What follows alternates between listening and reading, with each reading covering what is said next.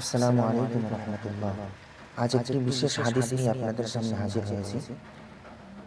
বুখারী শরীফের 5671 নম্বর হাদিস।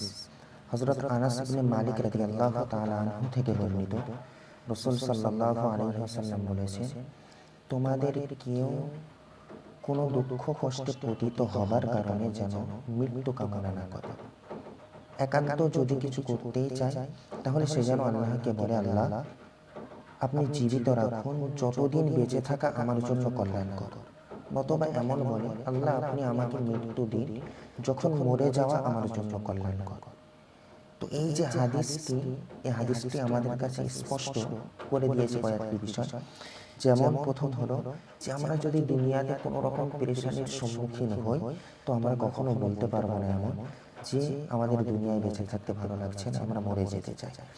বা কোনো রকম অসুবিধার সম্মুখীন যদি আমরা হই, তাহলে আমরা আল্লাহকে সরাসরি বলতে পারবো না যে আল্লাহ আপনি আমাদেরকে মৃত্যু দিন, আমরা দুনিয়াতে বেঁচে থাকতে চাই না। বা কোনো রকম আমাদের ভিতরে যদি জুলুম, অন্যায়, অত্যাচার করা হয়, তখনও আমরা বলতে পারবো না যে আমরা দুনিয়ায় বাঁচতে চাই না। বরং এমন কোনো রকম পরিস্থিতির সম্মুখীন হলে আমাদেরকে এটাই বলতে হয় আল্লাহকে যে আল্লাহ যদি বেঁচে থাকা আমাদের জন্য কল্যাণকর হয় তবে বাঁচিয়ে রাখুন, আর যদি মরে যাওয়া আমাদের জন্য কল্যাণকর হয় তাহলে আমাদেরকে মৃত্যু দিন। এটা একদম স্পষ্ট হাদিস। তো যাই হোক, আল্লাহ পাক রব্বুল আলামিন আমাদেরকে হাদিসের উপরে আমল করার তৌফিক দান করুন। ভিডিওটি ভালো লাগলে অন্যের কাছে শেয়ার করে দিন।